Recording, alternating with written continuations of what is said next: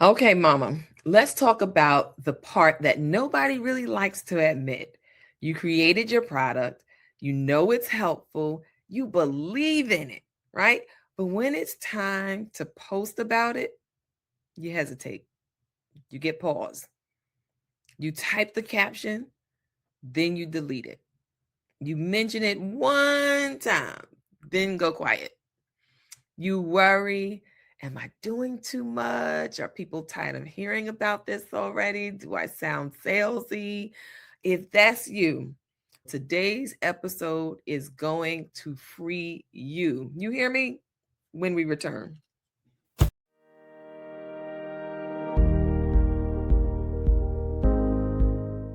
Hello and welcome back to the Making of a Mompreneur Show. I am Rasheeda, the Get Coaching CEO.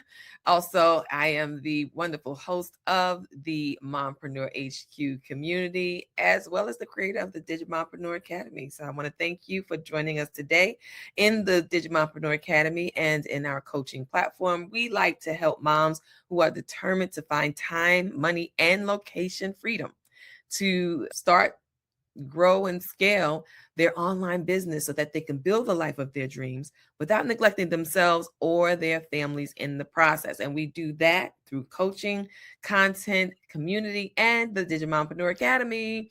And yeah, we've been doing this for a while, but we are back here with this series that we've been talking about in our Be for Business series. And we've been talking about how to start your digital products.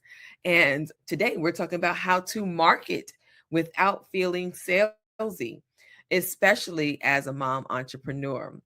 If you are joining us live, make sure you put hashtag live and let us know where you're tuning in from so that we get an idea of the reach of the Mompreneur HQ community.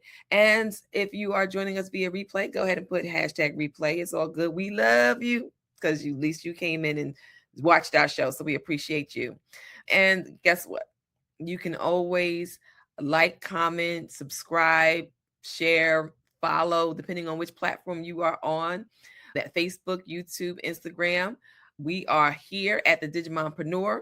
So go ahead and follow us so that you can be alerted as soon as we drop something new. All right. And of course, if you haven't already gotten your pen, paper, or digital device together, I go ahead and do that. Go ahead and do that because, we're going to continue giving you some gems. And if you want to share those gems with people who may not be watching the show but be reading the captions, you can go ahead and put hashtag nugget and let them know what you learned. Today, we are talking about something that affects every single digital product creator at some point, right? How to market your product without feeling pushy, awkward, or salesy. And a lot of time that word salesy, you just cringe just hearing the word. And I want you to know that if you've ever struggled here, you are not alone. No.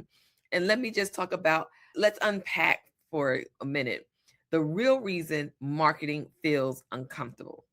For many moms, especially women of faith, selling can feel self-centered, like this you're boastful, pushy, or manipulative. You're trying to get somebody to get something. But here is the reframe you need to look at. Marketing is simply making people aware of a solution. That's it. Don't add no more to it. Don't take away any more from it because really it is just that simple. You are making people aware of a solution. If they don't have the problem that your solution solves, then move on to the next. We don't have to beat it over their heads or drill it into them and make them change their mind about your product. No, if your product solves a real problem, if it saves time, if it brings clarity, if it reduces stress, then hiding it isn't humility. It's withholding. You are keeping somebody from their blessing, child, because you don't want to give up the solution that you have that they are sitting quietly struggling with. And so we want you to not hold back, not withhold because of the perception of sales. We want you to reframe your mindset about sales. And with that, we're going to start with shift number 1. Market the transformation and not the transaction. One reason that marketing feels salesy is because we are focusing on the transaction. I want you to buy something from me, right? I want you to spend your money on my product. Buy this, click here, limited time. We get that scarcity, only 3 hours left, or whatever the case may be. Instead, reframing sales, we're going to focus on the transformation. And the way you do that, not only for yourself, but to present your solution in a better frame of mind, is going to really get more people to open their ears, open their eyes, because as soon as it sounds salesy, they shut down. Like, here she comes, she's trying to sell something again. You see what I'm saying? And you may have experienced that before. So talk about the transformation, the before, the struggle, the frustration, the breakthroughs. Talk about those things, because those are things and emotions that people can see themselves in, right? They can see themselves in the story. And that is how the sale becomes natural. You're not pushing a product, you're inviting them into a solution, one that they may desperately need. But because it felt salesy, or like they were being pushed or manipulated, then that's why they close their ear to your product and don't buy. So another shift that we need to make is to educate more than you announce. So if every post is an announcement, it feels loud. Just like when you see all caps, right? Educate more than you announce. But if your marketing educates, it feels valuable. They feel like they're getting something from your content, from your solution, from your promotions. So you want to teach a concept there, share a tip, explain a mistake, give insight. Now, I'm not saying this so that you can give up all your product and all your knowledge and wisdom and everything for free. I'm not saying that. But teaching someone something not only gives your solution value, but it also builds trust. Then they naturally say, if you then as you are rephrasing and reframing and not just announcing when you have a sale or buy this or buy that, you're now giving education, and then at the end you can just merely say, hey, if you want the full system, it's inside mine, you can grab it here. That type of language, because marketing should feel like an extension of your teaching, not a separate voice, not raw here and then whispers or very little information in your actual product or solution, right? So we want it to be able to match. And so having that mindset shift from transaction to transformation is a big deal. And that also helps with, if you reframe that sales pitch, salesy mentality, then you can also use that same type of information and education and transformation in your website, on your website, in your content, in your emails. You can use it everywhere, because then it becomes something relatable.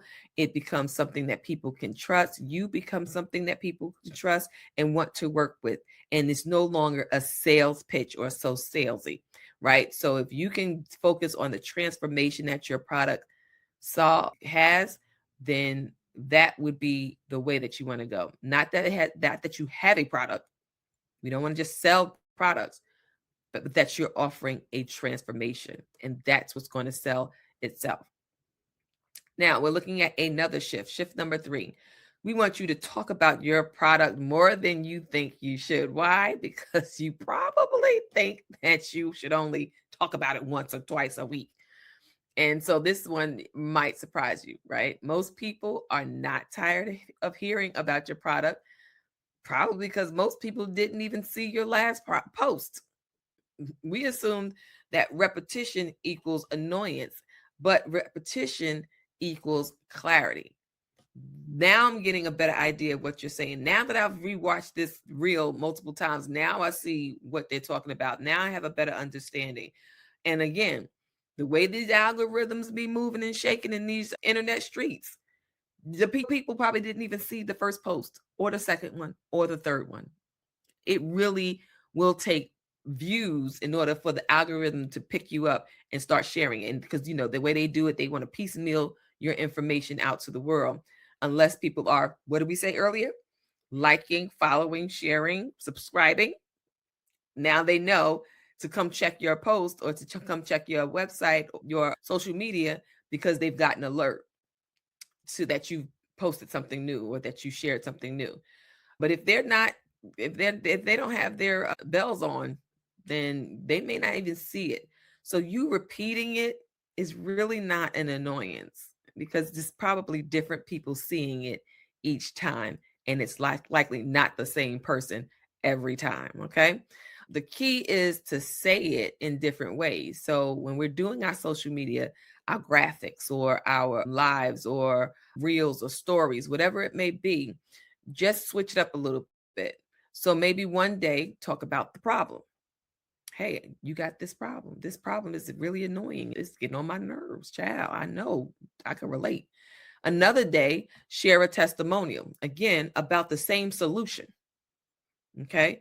Your product is the same solution. So somebody had this problem, they bought your product or service, and they provided this testimonial about your product or service. Then another day, maybe you can share a story. You can even go back to that problem that you had before and that you talked about on the live that you can now put into attach a graphic or video to it, and now you can make it a story. And then another day, explain who the product is for, right?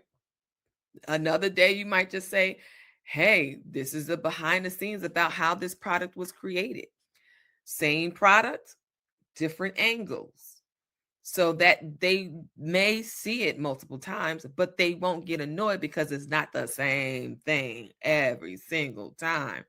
So that's an opportunity that you would have to be able to make some changes to the way that you frame your product or solution, and then the way that you present it. Let's talk about shift number 4. Detach your identity from the outcome. Now, this here hits deep, right? If nobody buys, it doesn't mean you're not valuable. We attach ourselves to our product and are just flabbergasted and nearly destroyed when people don't buy the product. But there are so many things behind that, right?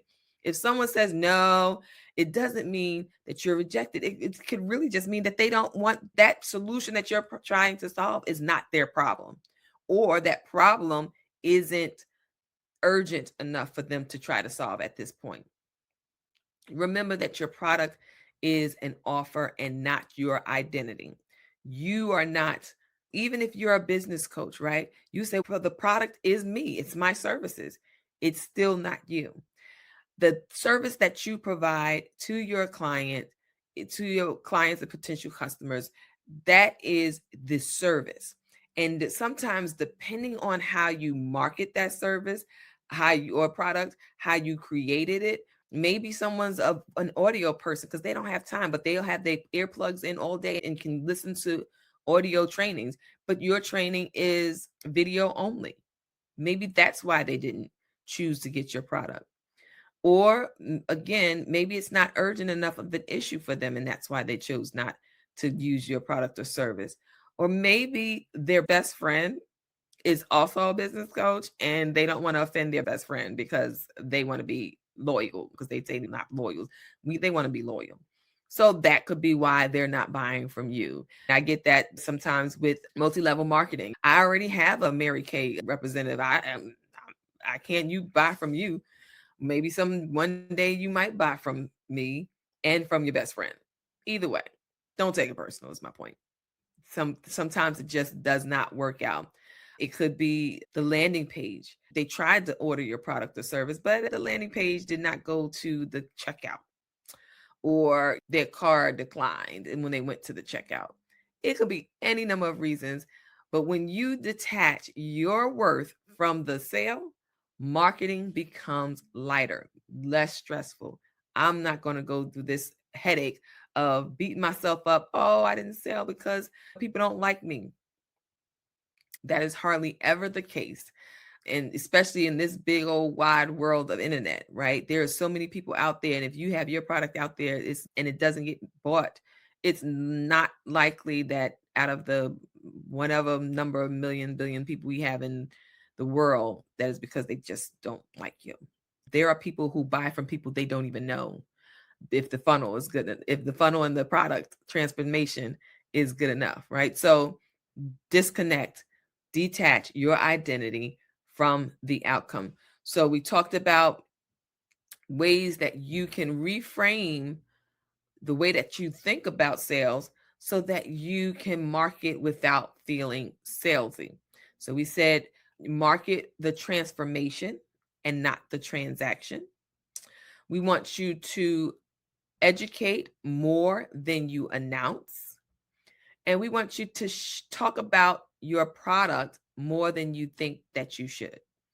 And lastly, detach your identity from the outcome. Those are 4 ways that you can market without feeling salesy, because now you're taking all the weight off yourself. You're reframing your mindset. You're changing your mind about sales. You're not withholding the information because you're just so fearful that people are not going to like you or your product. You're taking all of that extra stress and anxiety off of yourself by just reframing your mindset to think differently about sales. Now, let me ask you something honestly, and I want you to use the chat when you can. When you think about promoting your product, what's the fear underneath? When I'm talking about sales and promotions and your product, and you're saying, I didn't really get a lot of sales. And I asked, what did you do to promote your product? And I put it on Facebook. How many times, how many days? So that's one of the challenges that we have. But when you think about promoting your product, what is the fear underneath? Is it judgment? Is it rejection? Being ignored? Looking inexperienced? This is my first product. This is my first little product. So let me say, cut out the little part. Okay. This is my first product.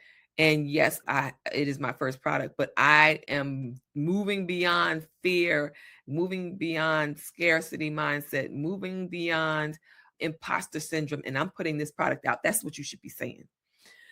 But if you have any of those emotions around promoting your product and you can identify the fear that's underneath, go ahead and drop one word in the chat, because once we name the fear, we can shrink it, we can attack it, we can change it, we can defeat it.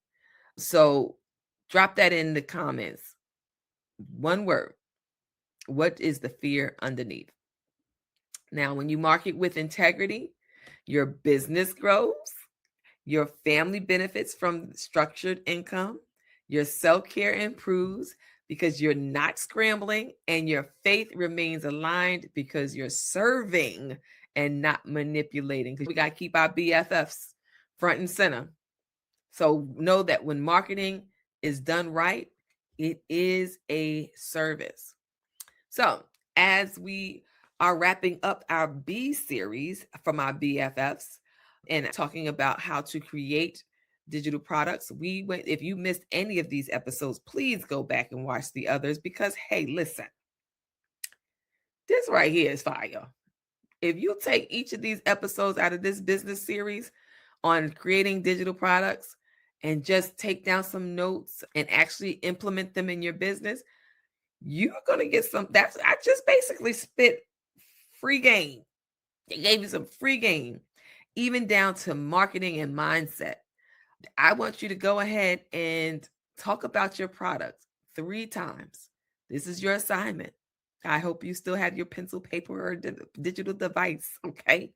Because this is your assignment. I want you to learn from this series. This has been an awesome series for me to do.